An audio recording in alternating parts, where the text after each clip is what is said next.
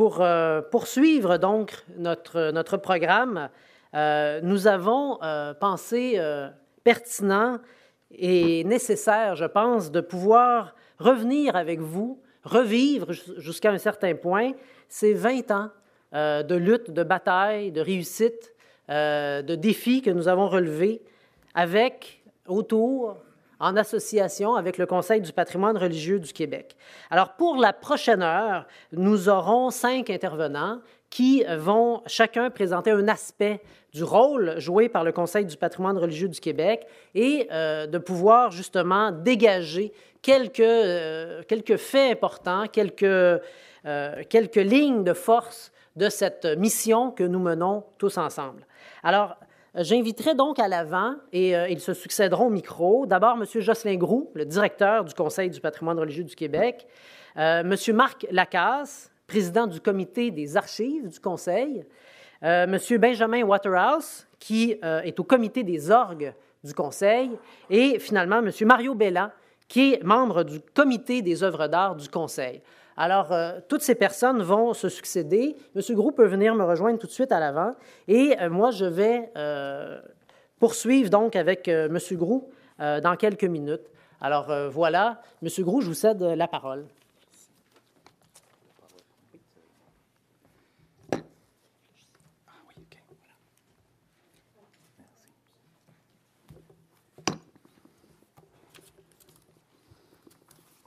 Bonjour.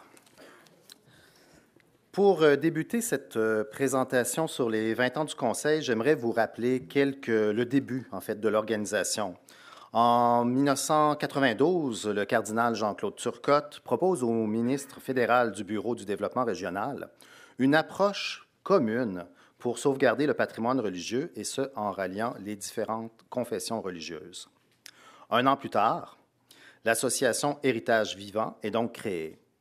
L'organisme regroupe des représentants de toutes les traditions propriétaires de patrimoine religieux dans la région de Montréal et devient l'Association interconfessionnelle Pierre Vivante. L'idée d'un regroupement des différentes confessions religieuses est l'idée fondatrice de l'organisation.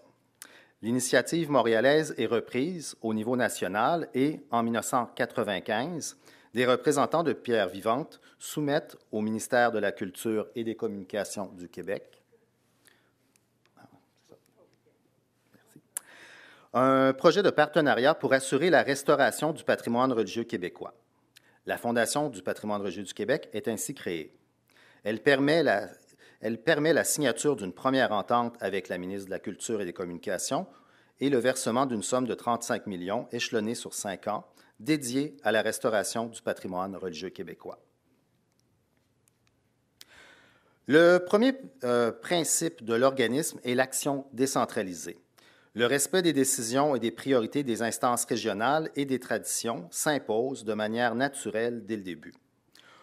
Un réseau de tables de concertation régionales est donc mis sur pied, conformément à la volonté de décentralisation et dès les premières années d'existence de l'organisme.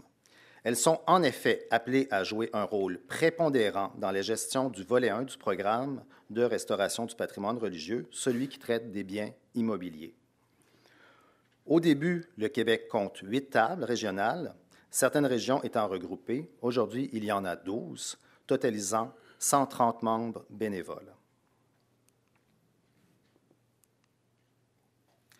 En 2007, suite à une vaste consultation pan-québécoise sur l'avenir du patrimoine religieux au Québec, tenue par la Commission de la culture de l'Assemblée nationale, le temps est venu pour une réflexion stratégique d'importance. Elle mène à la modification de la raison sociale de l'organisme, d'une fondation à un conseil, et à un élargissement du mandat d'origine. Une place plus grande est accordée à la société civile au sein de l'organisation et on propose de nouvelles missions, notamment en matière de services conseils et d'accompagnement.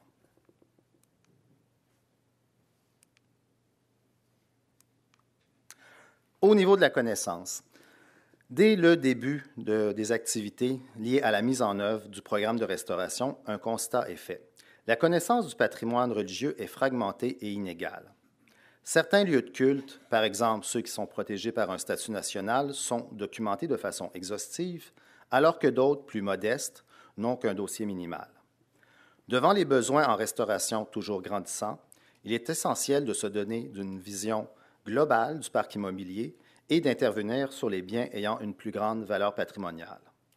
En 2003, commence donc l'inventaire des lieux de culte du Québec, grâce à une subvention du Fonds Jeunesse Québec et du ministère de la Culture. La phase 1 permet d'inventorier 2751 édifices cultuels appartenant à toutes les traditions religieuses.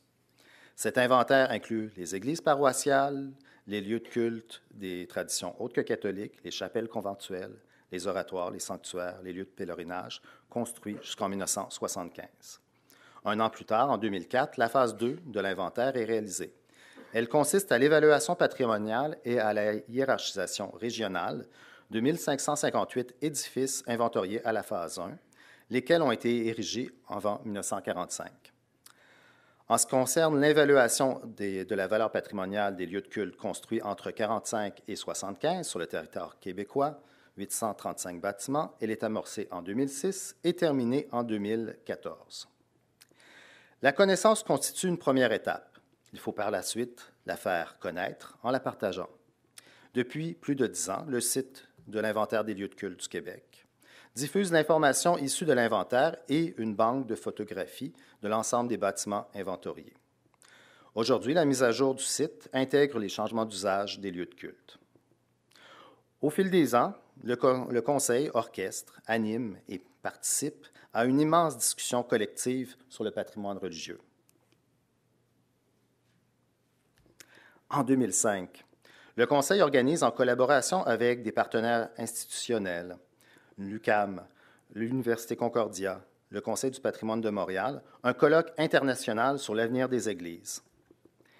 Cette rencontre a pour objectif d'identifier des solutions concrètes et des moyens de mise en œuvre de ces solutions à la lumière de 3 grands thèmes: les régimes de propriété, les valeurs d'usage et la planification urbaine. En 2006, en collaboration avec la Faculté de théologie et des sciences des religions de l'Université de Montréal, le Conseil pilote cette fois le colloque « Le patrimoine religieux du Québec, éducation et transmission du sens ». Finalement, en 2009, toujours en collaboration avec des collaborateurs institutionnels, se tient un nouveau colloque international, Découvant en héritage. L'événement vise à trouver et à analyser des solutions patrimoniales innovantes pour assurer l'avenir des monastères, des abbayes et plus généralement des couvents, au Québec, au Canada et en Occident. La restauration. Le programme d'aide financière à la restauration du patrimoine culturel à caractère religieux se décline en 2 volets. Un premier volet pour les biens immobiliers, un second volet pour les biens mobiliers, les œuvres d'art et les orgues. En 20 ans, ce sont 2720 projets qui ont bénéficié d'une aide financière grâce à la mesure d'aide à la restauration, pour l'un ou l'autre des volets. Ce qui est remarquable, c'est que c'est une activité soutenue, en continu, ce qui a apporté de grands fruits pour la restauration de nombreux édifices et des retombées significatives sur les plans économiques, professionnels, culturels et régional. De 1995 au 31 mars 2015, le gouvernement a investi 291 millions pour le financement de projets de restauration. Avec la participation financière des partenaires, quelques 425 millions ont été investis au total. Les retombées économiques, directes ou indirectes, des montants investis par le Conseil sont substantielles, notamment parce que ces sommes versées génèrent un effet de levier significatif puisqu'elles ne représentent que 70 % du montant total des travaux, le reste des sommes étant généralement financées par le privé, notamment par les communautés locales.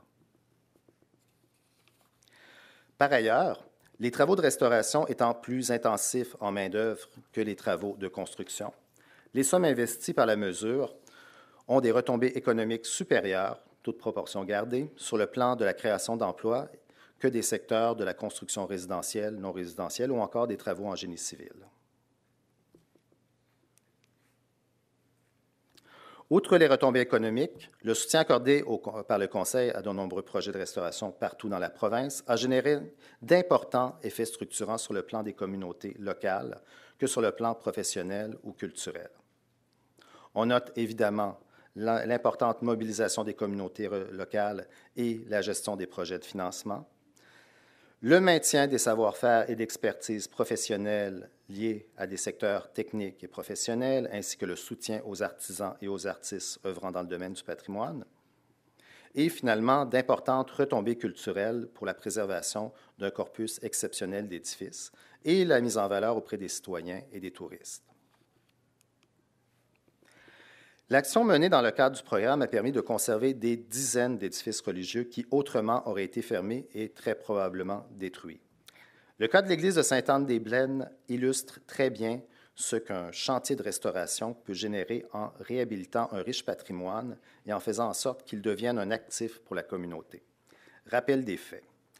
En décembre 2008, l'église, le journal local titre « Une église à vendre ». Point d'interrogation. Les travaux de l'église sont estimés à 2,3 millions et l'incertitude plane sur l'avenir de l'immeuble.